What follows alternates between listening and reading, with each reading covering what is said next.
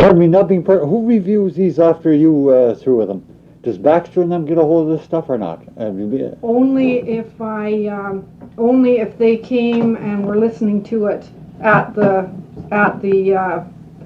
place, and they would only just be interested in it as history. Absolutely. Okay, go. The government needed money. What year was this? Oh, no, pardon me. That would be about 1929. The government needed, according to Mr. Jameson, the government needed money. So they come up with a brainwave that they wanted to trap beaver in the Quetico, and we did. You've been protecting them up until then. Yes, that is right. The most of them. 6 rangers, we trapped. Pardon me. We trapped approximately 600 beaver for the government. And they promised us the bonus $10 a month, big deal, you know, extra, and some iron rations, food, which we never got. We didn't get no raise in wages. We didn't get no iron rations either. So what does iron rations mean? Iron rations means like flour, salt, lard, sugar. That's known as iron rations. Being the basics. Yes, that's right. That's right. That's the terms that we've used anyway. So we went ahead and we trapped approximately 600 beaver, and we turned every beaver in, every hide, into Jameson. Jameson, we helped them to count them, put them in big bags, and had them expressed to Toronto in care of the Deputy Minister, Mr. Kane. After they got in Kane's hands, there was 200 beaver missing. And the rest was put on, sold to some Jews in Toronto for almost nothing. You know.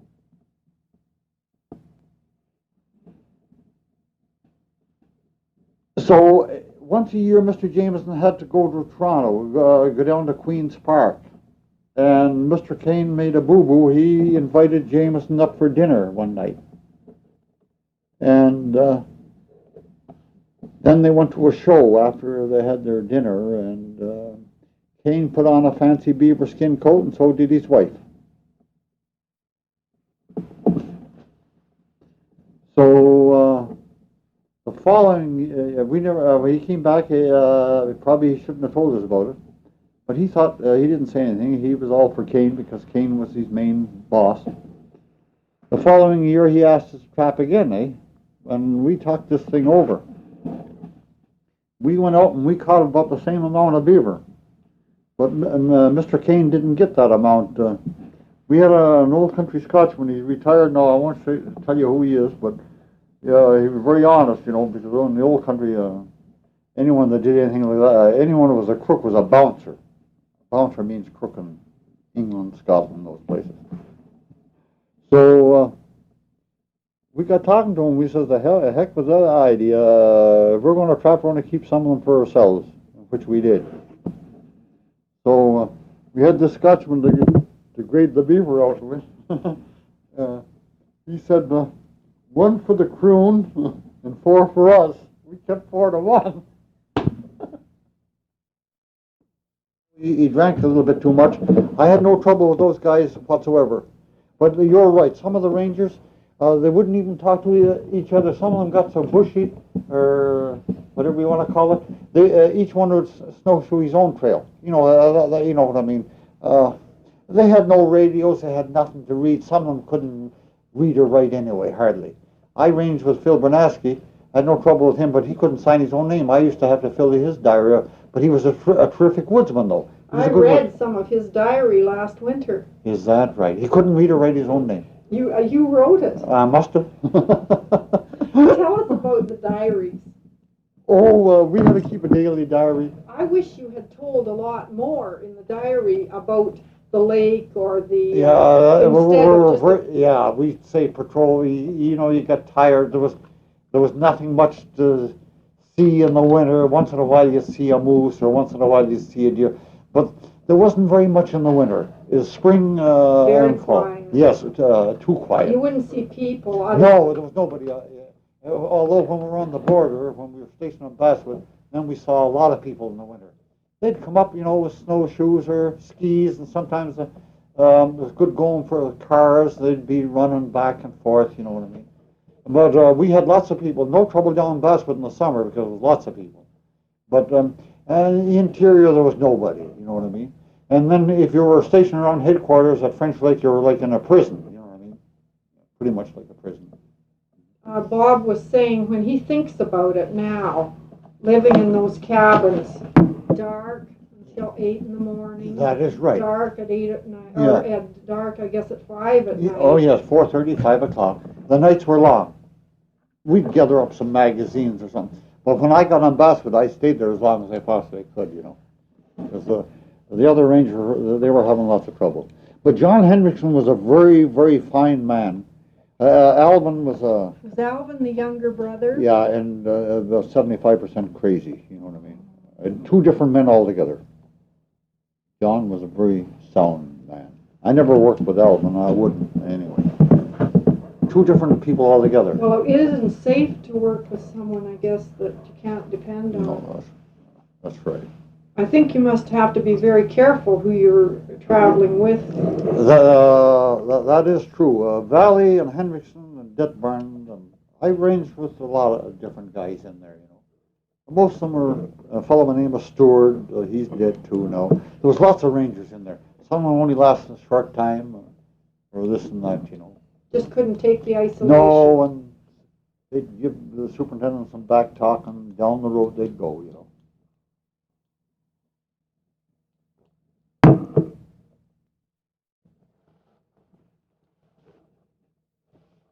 Alvin and John stayed quite a long while. Yes, on Basswood for many, many years together. Many years. Did you ever hear of a man called Albert Faley? Yeah, he was gone to the Northwest Territories when I went to Basswood. He was a trapper. That's what you'd heard. Yes, I knew a lot of people. In fact, Sandsted knew Faley. Oh, did he? Yeah, Faley just died here, maybe a year ago or so. Yes. We have that film about him. Is that There's right? a film National Film Board did about him every spring going up the Nahanni River in the Northwest Territories and going up over the falls and trying to build this boat to get up to this lost mine. He always had the idea that there was a mineral or a mine there. Yeah.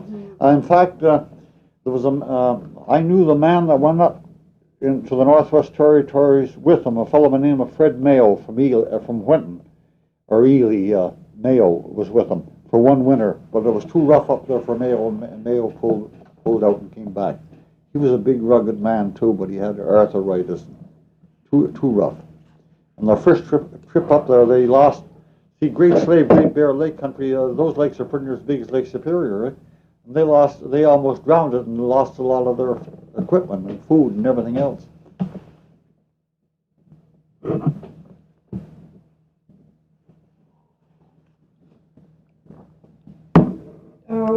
What was Faley like that he would stay up there? God only knows. He had a wife and I don't know, one daughter or something. I never knew. He was kind of, I guess, to what they told me around Ely and Whitten, he was kind of a lone wolf. He'd trap all night and sleep all day. That was his type. I never met the man, but to what I could gather, he trapped Knife Lake and all through that country before he went up north. Like Irv Benson. Trap all night and sleep all day. Mm-hmm.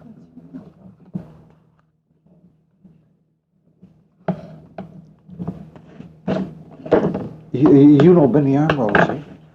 You know Benny Ambrose in Otter Track on the border? I want to meet him. I haven't yet. He's in his 80s. I guess he's getting pretty feeble. He's been there for 50 years or more. Who did you say knew Albert Faley? Sandsted. Someone said Bill Hanson would for sure. Bill, the ex-chief. Someone said Benny Ambrose would know him because he Quite possible. trapped south of him. Yeah.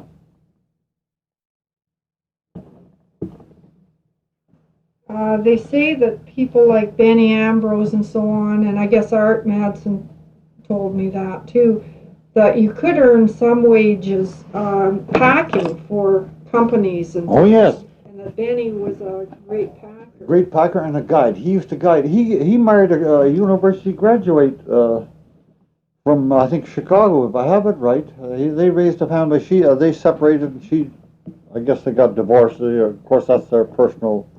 But anyway, I think she's I don't know in Virginia, Minnesota, or someplace. But he lived in tents and stuff there for 40 years, boy. He was a worker, but he never got nothing done. You get me? Pretty crude. He's got a little wee shack. I haven't seen it lately. A little shack half the size, not half, but half size this. And in the wintertime, he'll go outside and boil his coffee and things like that. You know what I mean? Kind of. I don't know. Years ago, when I was ranging, see, we had a cabin on Carp Lake, and that leads up into there.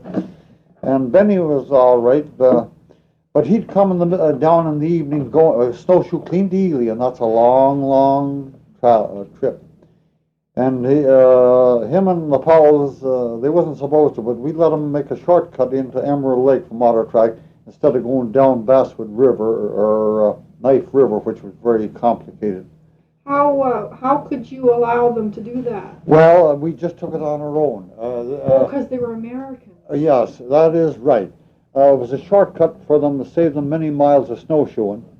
And Benny would come at night, and we'd give him something to eat. We had a shack up there at headwaters of Carp Lake, and we only had 2 bunks in there, but we'd fix a bed up on the floor, something better than outside. And then maybe in the middle of the night he'd get up and start freely, and maybe 5 or 6 miles down the lake you'd see where he went ashore and made a brush bed and a fire. It didn't make sense. You know what I mean? That was his type. This was Benny. That was Benny Ambrose. Oh yeah.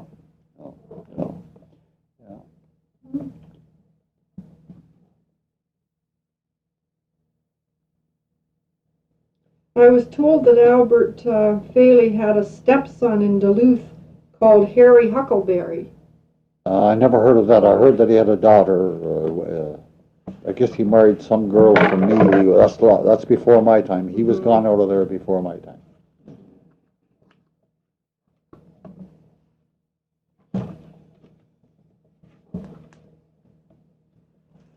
Oh, I was told that Alvin Hendrickson was sort of a playboy. Yeah, I kind of think so. Yeah, and poor fellow's dead, and he never did me and have quite a bum. He'd bum the tourists for their shirts and everything else. I don't know how they. But John was a different man altogether. Bruce Littlejohn, have you ever heard of him? He worked in the park with the Junior Rangers or the Portage. Oh yes. He did an interview with Alvin some years ago, and I didn't bring it with me, but I was reading it, and it helps me if I know something about the person, because that's right. How do you? Did you know Bob Handberg? I've known Bob Handberg, 40 years, 50? Bob Handberg is my age, or awful close to it. Yeah, he married Campbell's daughter. Yeah, Isabel. Yeah. He's a very successful tourist operator, that fellow. He's sharp. Mm-hmm. Yeah. Mm-hmm. You know Bob, eh? Yes, I met him last year. He probably, or she could probably give you, if you had the time sometime, and they had the time, they might be able to give you some, maybe quite a lot of information regarding those Indians on Lake LaCroix Reserve, because they've been dealing with them for years and years.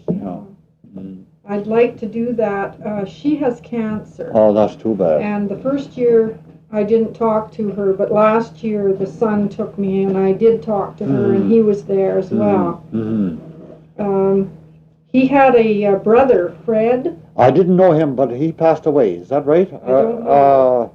He's a teacher? It could be. It could be. See, I think his father or grandfather was one of the first tourist operators maybe in northern Minnesota at Crane Lake. There's where Handberg is from. Crane Lake? Yeah, he was a former U.S. citizen. He's I think, a Canadian citizen now. Was he a ranger? Not to my knowledge, no. This is Bob Hanberg's father. Bob Hamburg's father could have been a ranger. I'm not, but Bob himself never was a ranger that I know of. No, but was his father a canoe outfitter? Yeah, a tourist operator. Yeah. I think they had the post office. They had quite a few things going. At Crane Lake. Crane Lake, that is right.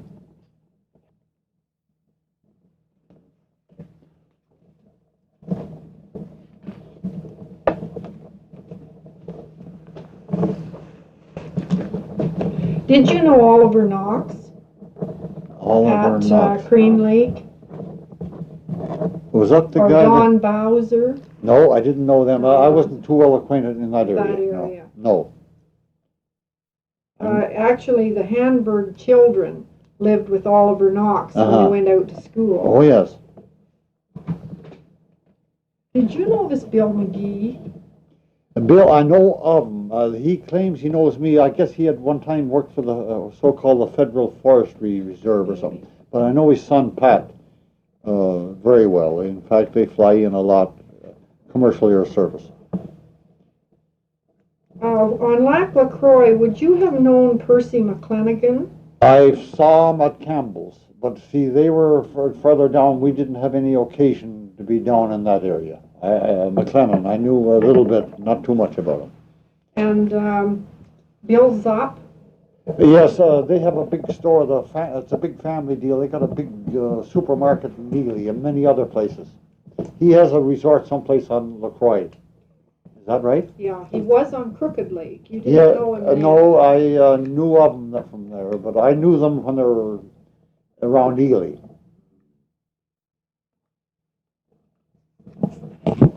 What was your favorite area in the park? Oh, Basswood. Pardon me, there was, I don't know how many, 15, 20 resorts or so. There's some fabulous resorts. We don't have anything in this country to ever come near them. No place, no. Did you ever meet Sig Olson in the park? Yeah, at one time he was a guide. He was a high school teacher, and he's done a lot of writing. Excuse me for one moment, please. Okay then. Did you meet and talk to Sig Olson on his trips ever? Oh, a little bit. In fact, he used to guide a party. Then the only time that I ever talked to him on a canoe trip, I was with the superintendent. He camped at the Pines with this party. We stopped there briefly, and I met him there for the first time. The Pines, where you grow the French Lake into pickerel. Yeah. We call that the Pines. But Olson had a canoe outfit in Winton, Minnesota, and Sandsted used to work for him. Johnny Sandsted did. Yeah. He tried to collect a lot of stories about. Oh yes, yeah. He. Some people don't like him, and everybody has a right to their opinions. But I think he's done a lot of good too. You know what I mean? You can't please everybody. No. He's wanted to keep the Quetico as a preserve. Yes. And Hebichuk, have you heard of him? I've heard of him. I haven't met him. Mm-hmm. His place was on Basswood. Yes, he had kind of a foundation deal there. He did a lot of good though. Of course, they blame him for getting all the tourist camps out of Basswood and all that. It's pro and con, but he had kind of a research center there. He had an extremely wealthy man. He was on this lake here years and years ago. Him and his wife, they used to paddle with Joe Kearns, which was one of his right-hand men there. And Kearns guided them up all through this country here. They paddled right from Basswood Lake right up here. And then he has a son, Bill Hebichuk, who used to be a... Have you ever been to Camp O'Concy here on Bar Lake? No, never have. Mm-hmm. That camp has been, pardon me for switching, that's been running, or did run, for over 50 years. I knew the founder of that. Where was he from? Chicago. Why did he set the camp up? Oh, that was before my time around in this area. He was a athletic director at Winnetka High School. That's a very high-tone center of Chicago. And I guess he liked boys, and he had a very successful business up here with those. That's a big setup there. There's about 50 cabins there or more. Beautiful. You've been there, taking. They say that they're going to log in that area. Oh yeah, Great Lakes. Yeah.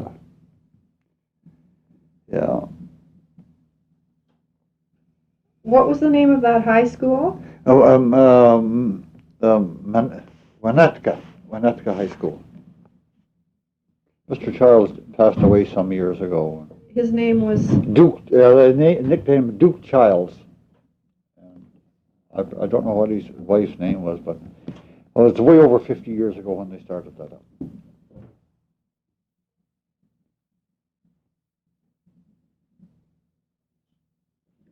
there's a Mr. Hess. Colonel Hess. Yeah. Who is he? He was a very close friend of mine. He had a cabin on Windy-Goostican Lake, about a mile from where I had my tourist camp. He was a professor. Him and three other professors built a cabin on Windy-Goostican Lake, 1914. And I found Colonel Hess dead at his sawhorse on the cabin here before. Let me see. I've been away there almost 20 years ago. Boy, time flies. He just fell in love with the area. Oh yes, he ended up teaching at City College, New York. He was at the University of Minnesota, University of Madison, and many other universities. And he also was a retired U.S. Army colonel. He spent during the 1914 war. He spent about 7 years on the general staff in London, Paris. He had the same rank as Colonel Nix down in Oconee? Pretty close, not quite. You see that sign down there? Colonel Nix. Colonel Nix's resort. Oh, geez. But he was American. Oh yes. So he was on the general staff in London, England? Yeah, on the U.S. Yeah.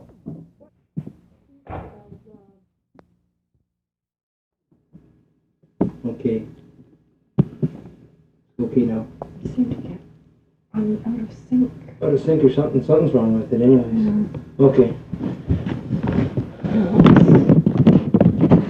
We were talking about something about the Peter Black Hawk McKellar. or something. Yeah, Peter McKellar. Mm-hmm. And Blackstone. Uh-huh. and somebody sent Peter McKellar down to towards where the Moss mine is That now. is right. And he was met by Blackstone, who told him that to get better off move. That's right. my land. Yes. Where's that falls, Paul? You'd heard that story. A little bit. I saw Peter McKellar. See, the McKellar Hospital in Fort William is called after him, and I saw him sitting in a chair, an old man, many years ago, and it was pointed out to me. See, I used to go to Dr. Spence, was a noted doctor, and Spence was married to McKellar's sister, or McKellar, old Peter McKellar was married to Spence. I don't know which way. It was a family tie-up, and that's how it happened. McKellar was a great explorer for this part of the country. He's been right through the Lake of the Woods by canoe, that man, in the early days, that fellow. But there's not much said about him. You get me? He didn't make the history books. You get me? I'm sorry. Where's your falls, Bob? There's a high falls. You would go up the Wallweag here. Uh-huh. It's beyond Max Lake. Oh, is it? Yes, way up, yeah. It's up in this section Here's here. Rapids. Rapids. There, pardon me, there's where it would be. It's outside of the park boundary. It's a high falls, a lot of water this time of year.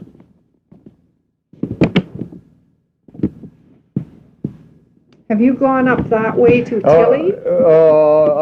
I trapped Tilly Lake right down Tilly River, and then I paddled from the Wawiag right up through the Moss Mine and come out by Birchall Lake. Would you meet Indians along there? No, not too much, no. There was a few Indians from Cashaboy. Once in a while they'd trap down that way. Old Mr. Capita from Huronian, that he used to trap down that Baptism River, or not Baptism, but Tilly River.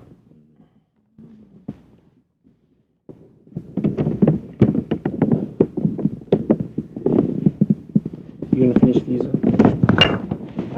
Okay, Bob or Tom Quinn. You must have known. Oh Bob. yes, I never arranged with him, but I knew him for many years, Tommy. Yeah. He seemed. Was he older than the other men? Oh yes, quite a bit. Yeah. He ranged out of Mosquito Point. Yes, for him and Bob Halliday, for years and years there together. Was he a Scottish person? Irish descent, from Eastern Ontario. He How had did quite a he- brogue, Irish brogue. Oh, did he? Oh yeah. How did he happen to come here? Well, in the early days, they come up to work in the lumbering works. He worked for Shubman Clark for years, before my time here too.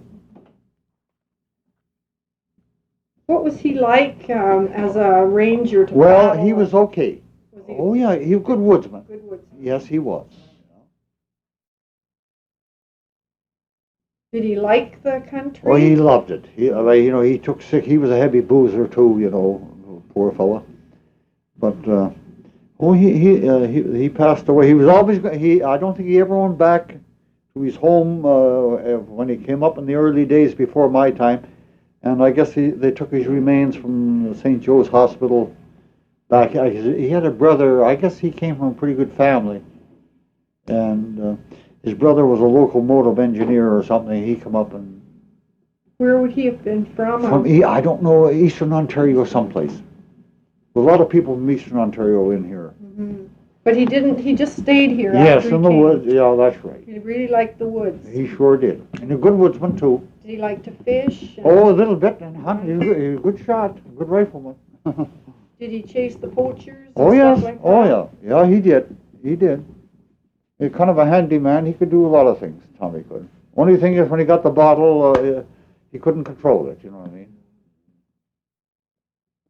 Well, there's lots of rangers. There was Stuart Kennedy, Jack Kennedy. There was lots of them. Lots of rangers probably. Were you ever with anyone who died? No. Shan said he thought you were with a ranger who died in there. Pardon me. There was a ranger who was with him. To the best of my knowledge, Jack Hodge, what they call South Sturgeon, known as Fred's Lake. There was a ranger cabin there. That's after my time. There was a park ranger died in the winter in there by the name of Jack Hodges. Yes, I think I remember the story. Yeah, of that. and to the best of my knowledge, a fellow by the name of George Walsh was with him. You see, that's after I left there, you know. But I knew Jack and I knew George real well. It was after you left that Yes, area. that is right. You were down on Basswood. by No, then. I was running the tourist camp when that happened. Oh. Yeah.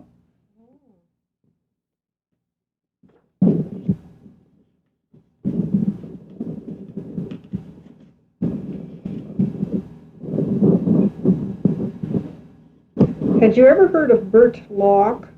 Bert Locke. It's a long time ago. It was with Colonel Young. No, that's before my time.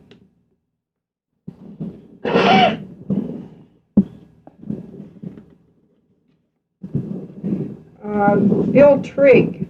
No, I heard of him, but I never, to my knowledge, I He haven't. has collected a lot of things. Oh, he wrote Ely. up. He writes once in a while, a little bit. Well, he might have. He worked on Indian land claims Uh-huh. at Ely. Yeah. He traveled a lot. He died, and all the things he's collected, the bottom part of the house is just jam full. But he didn't keep notes. There's no record no of history. where they Mhm. came from. No, that's too bad.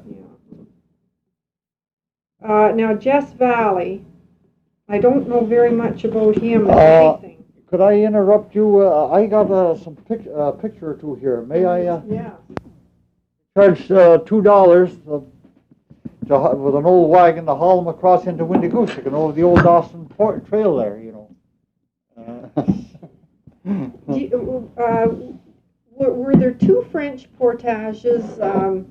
Did you ever hear that there was another trail that was different to the one that they hauled the canoes over? No, that's unless it was some poacher trail or something. That was the old Dawson. That was really the old Dawson Road. That's what it was to start with. But long ago, when the Indians traveled, do you think it was the same? Well, pardon me, I think with their canoes, maybe they went up that river. They, French River? Yes, Up, up through right. either into falls. Windigoshticken or maybe up towards known as Mink Lake or Needy through that way. Yeah. Now, this was the headquarters that you Yeah, was boy, there oh. when you were there. And pardon me, not all of them, but the most of those pine that was planted out in front there, I helped to plant those trees there at French Lake there. Those pine, those Norways or red pine. The red pine. Yeah, we planted it was few that's standing in front of the buildings there. I helped to plant them. And Alf Turner driving the Yeah, team in boy, 41. oh boy. And here's Bob Halliday. Lloyd Ron, Bill Kroom. Yes, poor Bill. His father used to be member of Parliament. Old Tip Groom, excuse me. Oh. Bill's dead too. Tip was a provincial member of Parliament. He used to be a CNR conductor. That's what he was.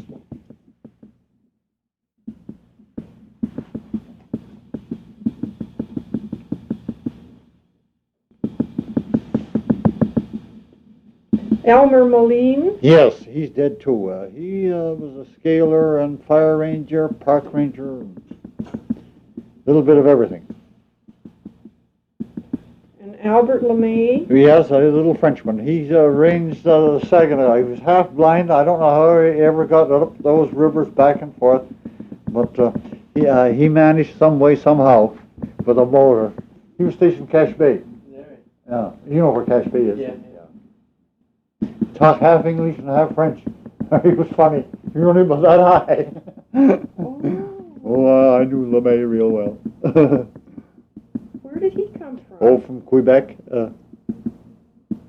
At one time he worked in the section years ago, and then he got to be a fire ranger, and then he got to be a park ranger. There was two distinctions between the fire rangers and the park rangers. What was that? Oh, that's fine. That's funny. No,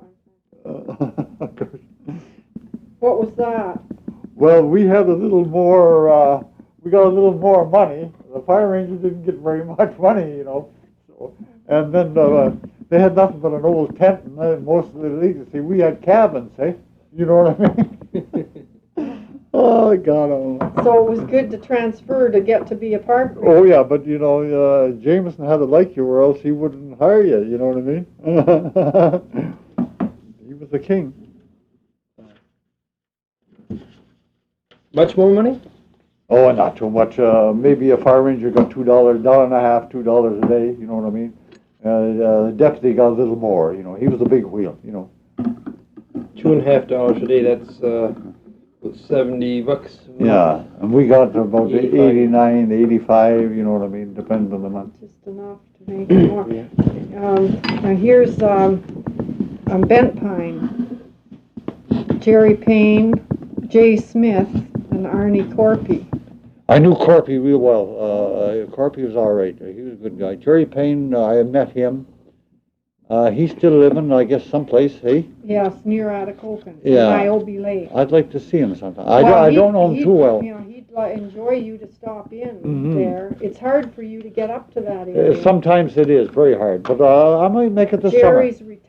summer. Yes. Well, if you do, we'd really like you to come in because you sometimes in the albums you find things. Yeah, I noticed quite a few things that was interesting. People know that what you have there now at French Lake there was quite interesting. But you might know people that we didn't have the names. Mm. Did you know this cabin on Burnside? I stayed in that old, pardon me, there was Let me see. He died here not too long ago in Atikokan. Rooney. Oh, yeah. Rooney was a park ranger in there. I think he built that cabin maybe 1913 or so in that area.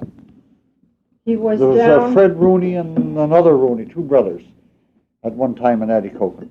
I get the Atikokan Progress, and I like the writings. That Shan? Oh, you betcha. Good. Shan's a character. You have to take I it. never met him. Oh, have you not? What is his field? What is he, a writer or a geologist or No, what? he's a botanist, plants. Oh, yes. And we think that there should be a picture of Shan on his hands and knees going around Quetico because he looks so closely and knows the plants. Sure. And he has a book that's just going to be published on the plants of Quetico. Yes. So he has practically crawled over Quetico on his hands and knees, looking at all the plants and the associations, and he's there's no one knows the country like Shan does. Wonderful. Yeah. I know nothing about plants. I know a little bit about the trees, but I never had any training in plants and stuff. But I guess it must be very interesting too. Yes. Yeah. If you go with Shan, like most people like to go with Shan on a trip because they learn so much from him. Things that you have have seen. Now that says Alvin Hendrickson. Yes. Yeah. And that's Jerry Payne. I don't know where that is. It looks like Agnes. Well, or it looks like maybe Kashapewi. Could be. You've been through Kashapewi too? Yeah. Oh, that's wonderful. Oh, yeah. Pretty lake. Lots of nice trout in that lake too. It used to be anyway. Is that right? Oh, yeah. Yum Yum. McNeese. I'll leave that here. Thank you so much. That portage to Yum Yum is... Oh, that's a humdinger. Oh, I swept there in July. We used to go through there, Valley and I. We did a lot of paddling and patrolling, checking on license in the summer, The other guys that would stay at the stations, the old guys, because they couldn't. Did you find people breaking the law very much? Not very much. Pardon me, there was a very good class of people, the most of them. Not that it makes any difference, though they're mostly business and professional people. And I'm not against anybody because I'm only a ditch digger myself, you get me? But it was a better class of people. Pardon me, maybe I'm talking about... You don't have to be... you don't have to not be... like today. Pardon me, last summer, for instance, there was a big group from the universities. I don't blame the university. But I was doing some work on Bar Lake Portage. And I went to the cabin to have a cup of coffee, left my axe on the portage. Oh, there must have been 15 or 20 canoes, 45 I think was in that group. And they took my axe and my whetstone, you know what I mean? I know they took it, nobody else, because there's nobody else there, you know what I mean? But, it's different. I wish I could go back to be 20 years old again. But there's a lot of good young people yet. But things has changed. Everybody today is getting a vacation of some kind, which they're entitled to. But there's, like Abraham Lincoln said once, we're all created equal, but we don't live equal. You get me? I don't know whether that's, I'm talking about a turn or not, but I guess you people see a lot of things too at French Lake and many other places. Garbage. Oh, yeah. Was there much garbage in those days? Well, not too much. No, not too much. Although they didn't carry a lot of canned goods either. In the early days, there must have been 50 or 60 guides out illegally. A lot of guides. And they kept away from canned goods as much as possible. They did a lot of open fire cooking. And some of them were good cooks, too. May I have the sugar, Ed, please? Thank you so much.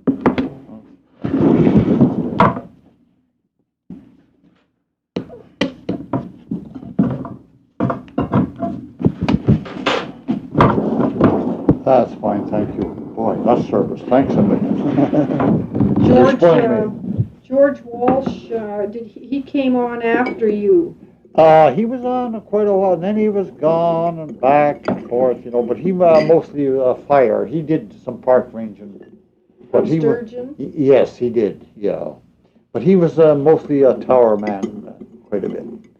He's gone too. Did you know him? No, I never did meet him. No. I was told he was a short man. Yeah, that's right. And there was a man by the name of Marshall Johnson. Johnson. No, I Guy. didn't know him. I didn't know him. Who knew George Oh Walsh. yes, a lot of them used to see George Walsh was stationed at Sturgeon Narrows there at that fire ranger station, and a lot of the tourists used to come through and they'd stay with George. You know what I mean? This and that. You know, he was mostly a tower man. He lived at Colleen for a while. Yes, there's an old government shack there. They gave it to him. You know, I suppose all that stuff is gone now. I don't know. I think so, though. I had a name here. Roscoe Richardson. Yes, ma'am. Who is he? Roscoe Richardson, pardon me, was a chief check scaler for the department and chief timber cruiser, and I worked with him. Richardson, a very fine man. Richardson was, and a great woodsman. Did he work for Shevlin? No, he worked for the Oh, Ontario for Lands and Forests in those days. Sorry. Yeah, and he also was a great famous log roller. There's something about him that people remember. They'll say Many you should things. have known. You should have Roscoe known Richardson. Roscoe Richardson. If there's a heaven, he's there because he never did anybody any harm. Really? Oh, he was a great man. Something terrific. What years was he here? Oh God, he worked for the government before I came up here. I don't know. He must have started maybe 1920 or so. See, when I was park ranger, and I used to go. I don't know why he picked on me, but he always would get me to go and help him to do a little timber. He was a cruiser in the park, and also a check scaler. He had quite a big job, and a good guy, Roscoe. He could go on logs, that fella. Were you ever? Did you see the log jam at Chatterton Falls? No, they were, after I left, they logged out, but I saw them on the Moline River and many other places, you know. I guess some logs are still there, to the best of my knowledge. You know. The Matthew Lumber Company did that logging up in that area.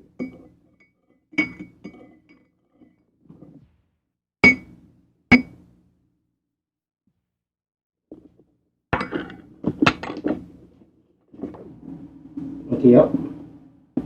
You okay right now? It has to be. Red one first. Okay, go ahead.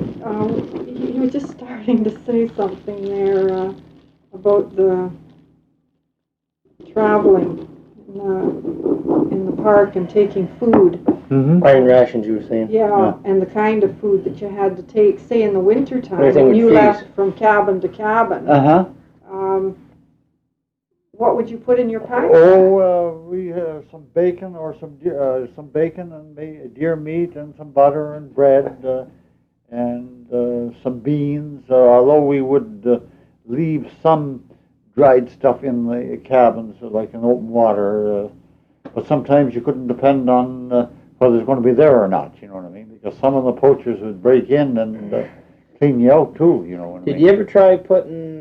Do you ever have the type of deal where you put a hole in the ice, you put your canned goods down through the ice? Yeah, I've done that too. Well, big help. It would keep them from freezing. Yes. Freeze down there. Yeah, that's right. I've done that. In yeah. a sack. You put Yes, it in a right. sack. That's right. That yeah. way you could leave them for a week or two Yeah. and they wouldn't freeze on you. At our headquarters, we had a Sturgeon Lake. We had a little root cellar built, and we would keep our potatoes and stuff in that so it wouldn't freeze. You know what I mean? But I'll tell you, for 5 or 6 months, it takes a lot of stuff. You know what I You're mean? not just kidding. Yeah, it takes a lot for 2 people. Flour, you made bread. Oh yes, we made bread. Once in a while, we make a pie. Lots of raisins and dried apples and prunes. That was our main fruit. How did you learn how to make a pie? Oh, bread. I cook eat a little bit in the woods too. You know, in the lumber camps, a little bit. You know. Well, and I was with a great big fellow from Kingston, Ontario, Jack Ferguson. He worked in a baker shop. He was a great guy, that Ferguson. A ranger? Oh yes, a park ranger and a good one too. But Ferguson Lake was not named No, after it was him. called after Howard Ferguson, the Premier of Ontario, way back in the early days. Tell me about this Jack Ferguson. Well, I guess he was pretty well all over North America, a great big Scotch-Irish Canadian, a big man. And he was over in the United States for many years. And in fact, he served in the United States Marines during the 1914 war, that fella did.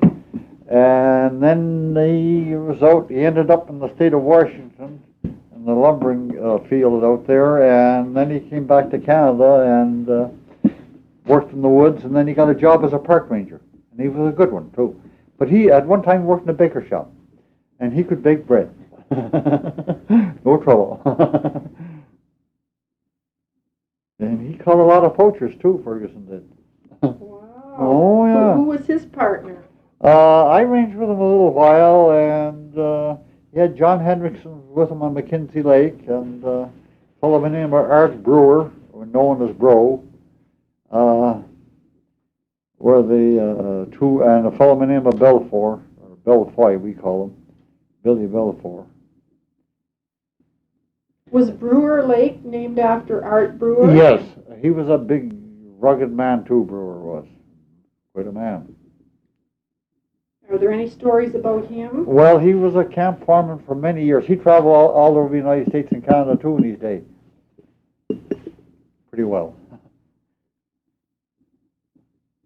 And then he came to range? Yeah, he did. And then him and Jameson got into an argument, and down the road he went.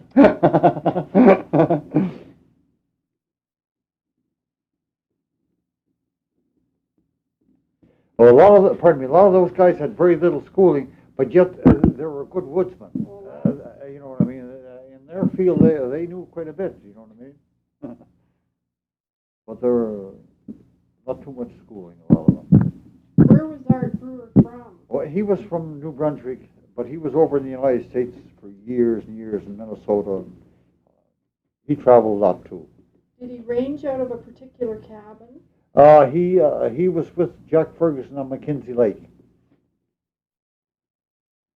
Ferguson pretty well stayed on that McKenzie. He was on for quite a few years, and he got tired of it. He quit.